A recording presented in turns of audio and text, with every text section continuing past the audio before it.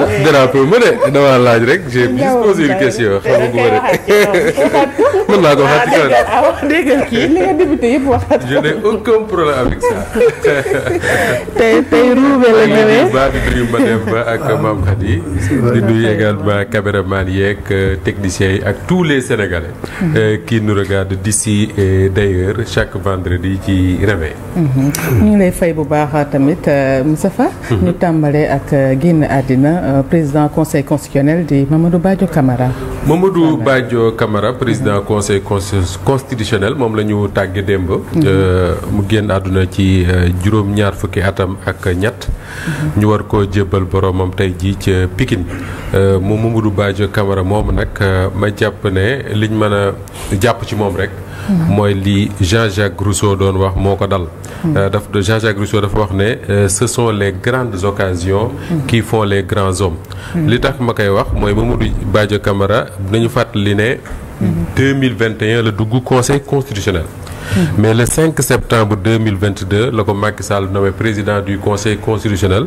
mu remplacé Pape Oumar Sakho bi nga xam ne moom mandaam dafa jeexoon. mais Mamadou Badio Camara moomule il faut nga fàttaliku Fatou. que ni le conseil constitutionnel pendant très longtemps. dafa nekk ci li ñuy tuddee au centre des joutes électorales c'est-à-dire que à chaque fois que c'est pas pour rien d'ailleurs que ñuy wax ne c'est le juge des élections. à chaque fois que élection am au Sénégal en tout cas régulièrement ci yu bëree bëri ñoom dañuy nekk au centre du jeu peut-être sans le vouloir mais c'est comme ça. bari na ay critiques yoo xam ne dañ koy yëkkati ci ñoom mën ngaa remonter jusqu'à très loin. 1994 ci lañ faat maître Babacar Seye.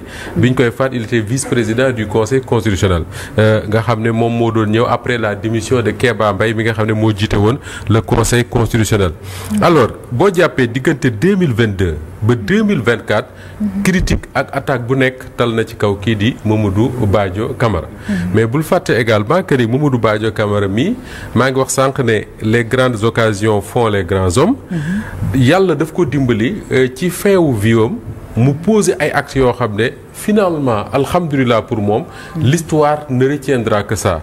mooy moom bokk na ci ñi nga xam ne da nga leen di tudd seen tournée su Sénégal génnee ci crise politique bi nga xam ne moom la ñu Macky Sall ak nguuram plongé woon.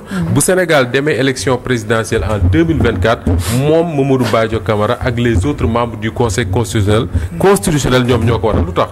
Mamadou Badio Camara ak conseil constitutionnel bi mu jiite woon ñoom ñoo rejeté.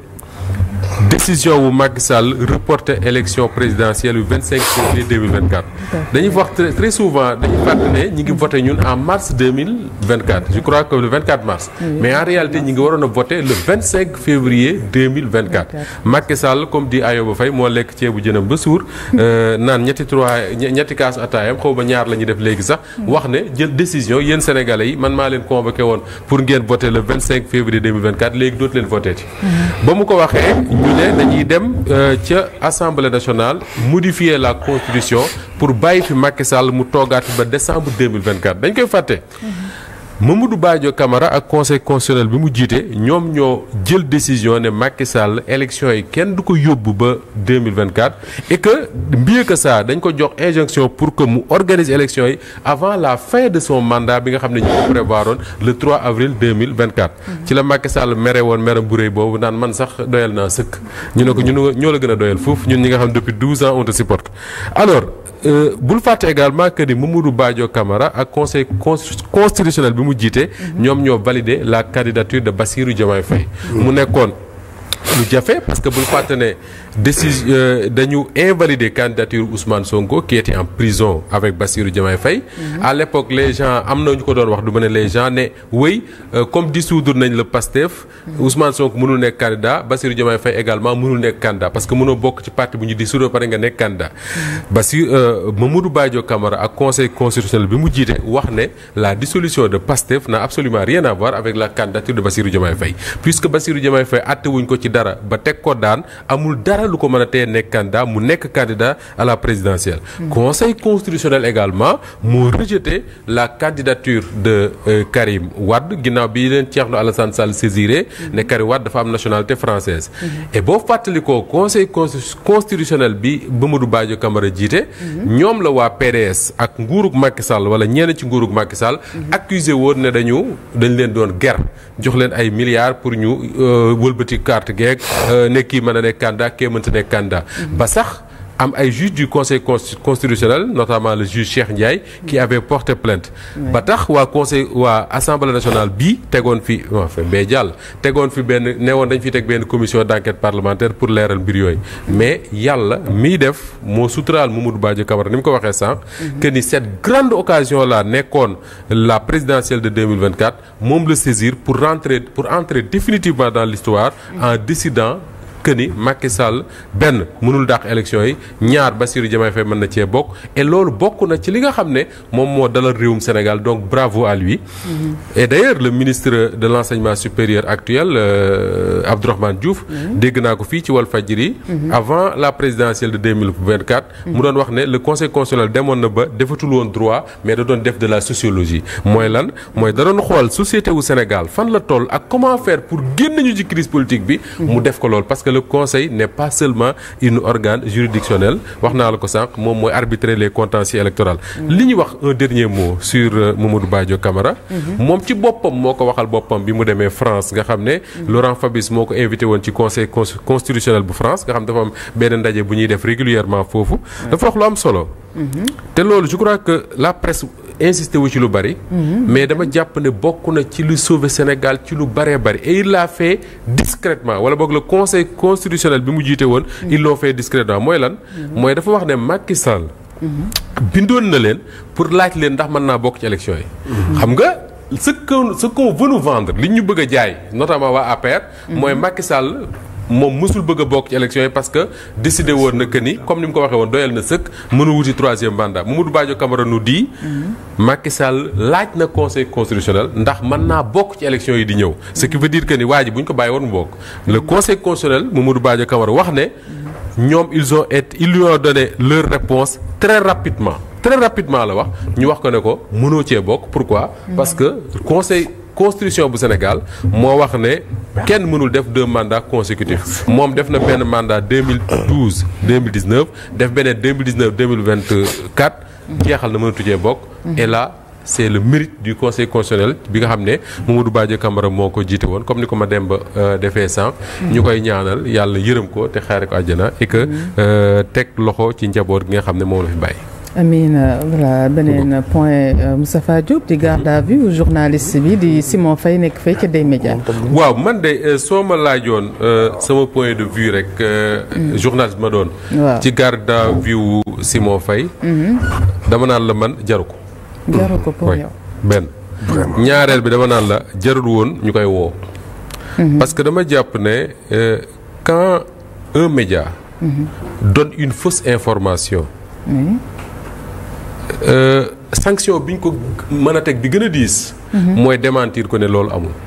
waaw man jàpp naa ne journaliste bu joxe une information nga démentir ko ne que ni lii amul maanaam li ñu bind ay nar la. je crois que mooy sanction bi gën a diis. mais ça c'est le journaliste qui parle donc. man su ma nekkoon ci place su procureur parce que procureur moo autosaisir su ma nekkoon ci place procureur. du ma ko woo te bu ma ko woowee ba mu ñëw aussi alkaati yi déglu ko dama naan na ñibbi. mais du ma ko placer en garde à vue muy benn. ñaareel ba. man nag du ma procureur. li may wax c'est mon avis. sama gis-gis la te c'est le journaliste qui parle. Le procureur nag il n'est pas journaliste il n'est pas un confrère de Simon Faye. moom moo toog mu juger ne dafa war a woo Simon. Pourquoi? Parce que dañu reprendre d'après ce que la presse a dit. dañu reprendre une information boo xam ne un site wala un journal bu tuddee boppam afriqueconfidentielle.com moom moo ko bind. À partir du moment où le procureur juge que ni c'est une diffusion de fausses nouvelles il est dans son droit de le convoquer. J'ai dit que man bu ma nekkoon ci place am du ma ko def mais nekkuma ci place am. Et le procureur n'est pas journaliste donc moom ñun suñu ay état d'âme c'est pas son problème. il fait son travail donc kenn mënu ko reprocher le fait que mu convoqué wala boog mu demander à ce que ñu entendre notre collègue notre confrère Simon. beneen bi mooy. man dama jàpp également que ni au-delà de ce cas précis. il faut que les journalistes que nous sommes. qu'on soit plus prudents et plus vigilants et plus rigoureux dans ce que nous faisons pourquoi ma koy wax. parce que quand même tey Afrique confidentielle. man damay gis très souvent ils écrivent des conneries. les journalistes sénégalais seen bopp des journaux que je crois sérieux dans ce pays di ko jël di ko reprendre comme si c'était quelque chose d'extraordinaire wala bu am sax un début de vérité alors que li ñuy wax li ci ëpp dara du dëgg man ma jàpp ne Fatou te franchement loolu responsabilité wu journalistes yi ñu doon la wax naa ko fii waxati ko fi dama mës a dégg benn journaliste français boo xam ne il est comme Ayoba Faye il travaille beaucoup sur les réseaux sociaux et tout quoi ñu koy laaj pourquoi moom il ne se trompe pas wala il se trompe rarement avec les réseaux sociaux mu ne parce que daf ci am benn attitude bu simple mu ne je ne partage que ce que je peux vérifier mais je crois que il faut que ñu àgg foofu ñun journaliste c'est-à-dire que même bu Cheikh Tidiane Gomis bindee ma xam Cheikh Tidiane Gomis ñu bokk benn rédaction mu bind publier sur sa page man du ma ko partager que si j'ai la possibilité de vérifier moi-même ba xam lii mu bind dëgg la warul dëgg sinon day bind ay conneries nga reprendre ko mu daanee laale la c'est ce qui est arrivé parce que en réalité je parle même pas de Simon mais en réalité ñi ko reprendre leur tort c'est d'avoir repris quelque chose boo xam ne vérifié wuñ ko est-ce que ils l'ont fait dans une volonté de nuire wala négligence la wala je ne sais pas mais pour man il faut que ñu def attention à ce que nu ñu koy waxee sax ñenn ñi di bind ñu koy partager parce que dafa bari ay sites ay pages sur les réseaux sociaux ay chaîne de chaîne YouTube ou je ne sais quoi yoo xam ne dañu leen créer spécialement pour yàq wala pour di désinformer parce que yenn yi c'est de la désinformation pure et dure naa la ci wax des exemples simples je me suis amusé dem lire benn page Facebook bu ma tombé démb le jeune chroniqueur Momo Gaye moom moo répertorié un peu lii ñuy tuddee Afrique confidentielle depuis quelques semaines les grossièretés qu'ils sont en train d'écrire et que journaliste di ko reprendre sans ñu xam ko Fatou déglul tuuti li ma la nar a liiral pour nga comprendre que ni c'est vraiment des conneries yu ñuy bind et malheureusement les journalistes sénégalais dañ koy jël defe ne c'est de l'info alors que c'est pas vrai c'est absolument faux déglul rapidement je mets mes lunettes pas parce que je lis difficilement waaw bu la neexee le 14 mars 2025 Afrique confidentielle bii ñuy wax 14 mars 2025 ils écrivent Ousmane Sonko falsifie le rapport de la Cour des comptes avant sa publication benn le 9 avril 2025 moo tax ñu convoqué Simon ils écrivent crise politique au Sénégal Ouattara convoque Ousmane Sonko à Abidjan d'ailleurs il faut que comprendre la nature des relations entre Sénégal ak Dakar ak Abidjan wala Sénégal ak Côte d'Ivoire wala un chef d'État qui s'appelle Alassane Ouattara ak un autre homme d'État wala chef de gouvernement qui s'appelle Ousmane Sonko pour comprendre clairement que ni Alassane Ouattara bu tëddoon ba 4 heures du matin ñu yee ko ne ko convoqué Ousmane Sonko ñemewu xelam xalaatu ko convoqué Alassane Ouattara damaa mën a convoqué man bay convoqué Ousmane Sonko lu mu tekk ci bay convoqué kenn mais continuons beneen bi mooy le même site afriqueconfidentielle.com mu ne Ousmane Sonko et la manipulation des comptes publics une tentative grossière de réécriture de l'histoire ñu dolli ci boobu c'était le 12 février le 16 mars 2025 ñu bind espionnage au sommet de l'État Sonko surveille Diomaye général Birame Diop Tine et la DRN espionnage au sommet de l'État c'est le même Afrique confidentielle qui l'écrit ñu dolli ci le 7 mars 2025 ñu ne Ousmane Sonko dépouille l'armée et menace l'intégrité territoriale du Sénégal mais c'est des grossièretés d'une gravité extraordinaire que ces gens-là écrivent la presse sénégalaise di ko reprendre sans même réfléchir comme ay ñu takkal ay œillères mooy yooyu ñu takkal facile alors beneen le 13 novembre 2024. ñu ne retour sur l'affaire de corruption les dessous du compte bancaire malaisien d'Ousmane Sonko révélé. Ousmane Sonko de léegi. mais c'est le même c'est le même Ousmane Sonko. beneen 1er novembre 2024 ñu bind foncier immeuble compte bancaire véhicule Sonko possède un patrimoine estimé à plus de 15 milliards de francs CFA. mi ngi nii c'est moom boo demee ci page bu Momo Gaye di nga ko fa fekk. 2 janvier 2025. confidence d'un ministre sénégalais loolu mooy tappale yi gën a mag nag c'est-à-dire confidence d'un ministre sénégalais lequel ministre ils sont presque 30 kan nga ci wax da nga naan mais kan la est-ce que du Cheikh Tidiane Gomis est-ce que voilà confidence d'un ministre sénégalais. Diomaye ne fait rien sans demander l'autorisation de Sonko. beneen. Le 10 mars 2025. ñu ne le périlleux jeu politique et militaire d'Ousmane Sonko. c'est-à-dire que man dama jàpp ne. ak yeneen maam Khady merci. man dama jàpp ne tey boo convoqué Simon bu Sen TV. war ngaa fexe def loo mën pour xam qui est derrière Afrique confidentielle nga ne ko niipteeku. parce que quand même ces gravités là. ces choses là que ku tudde boppam un journal mën a bind di ko jëmale ci un gouvernement di ko jëmale ci un chef du gouvernement. mais c'est extrêmement grave et c'est souvent des papiers qui ne sont pas signés. moo tax ma ne les journalistes sénégalais ñoo war a def attention on ne partage pas tout. man je peux comprendre nga dem sur un site de RFI nga gis fa de l'information.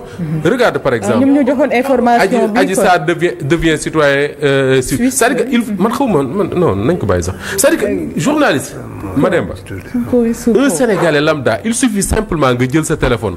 woo n'importe quel Sénégalais boo xam Suisse wala feneen. mu expliquer rek les procédures pour avoir la nationalité en France Suisse. Angleterre ak feneen nga xam ne nit mënu koo am ci laps de temps bi mënta nekk y a des gens qui attendent depuis 10 ans. am nga ak yeneen ak yeneen ak yeneen. dañu wax ni dafa am solo. parce que métier boo gis responsabilité daf ci baax. oui. xool lan laa war a def lan laa war a génn ak fan laa war a teg sama tànk. te ñoom aussi ku mel ni si moom wax dëgg yàlla sur le plan jaar-jaar. oui 20 ans zéro faute on n'a rien à lui reprocher. absolument. mais dans cette affaire-là c'est de lu doy waar. te boo rappelé woo kii. c'est le même site qui avait mis en orbite l'affaire Kandé. l'affaire Kandé. waaw l'affaire Kandé. moo fi bindoon avec Sen TV sax. oui le directeur de publication de Tribune a été convoqué. exactement donc site boobu c'est des gens qui sont basés aux États-Unis. oui. kenn xam mënoo la wax fii mooy seen bureau mais ils vivent aux États-Unis. oui. mais boo interroger histoire tout ce qu'ils ont fait c'est en défaveur du régime actuel. même bi nekkee dans l'opposition. lu ñu mës a bind c'est contre ñoom. léegi nag ñoom dafa am lu leen di may chance mooy il y a le site qu'on appelle Confidentiel Afrique. waaw ñu il y a un magazine waaw. qui est géré par Soumaïla Aïdara kooku c'est un magazine panafricain. un journal très sérieux. ñu xam xam ne am seen i bureau fii à la cité Gorgui. léegi ñoom ci loolu la ñuy jouer. mais ay nit yu nekk États-Unis tojuñu fenn li xale yi wax. merci da ngay toog seen néeg rek. du def xalaat benn affaire qui ne font pas la différence Afrique confidentielle et confidentielle. waaw loolu erreur boobu la ñuy def nag.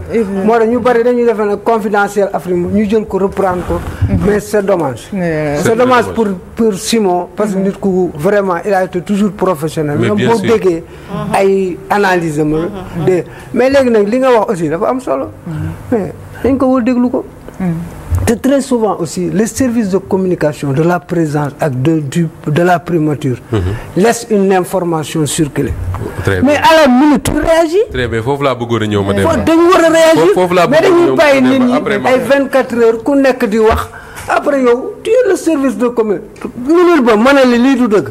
gis nga li gën a indi li gën a dëggal li ngay wax ma dem ba mooy man ba fii ma toog nii peut-être yéen gis ngeen ko mais man gisaguma un démenti bu jógee primature Or man damaa jàpp ne dès que l'information peut-être mën nañ juger ne bon Afrique confidentielle ñu ne c'est des gens qui ne sont pas sérieux voilà mais dès que un média sénégalais reprendre ko nga xam ne ça fait déjà le tour des rédactions au Sénégal mais tu fais un communiqué pour dire clairement que ni li ñu bind wala li ñu wax c'est absolument faux, ça n'existe pas. Ça n'empêche pas si le procureur veut faire son travail qu'il le fasse mais en tout cas au moins faire ce démenti là man d'accord naa ak yow que ni dañ ko war a def. mais bien sûr parce que pour moins que ça defoon nañ ko bi ñu fi wax ne deuxième dame bi accouché na.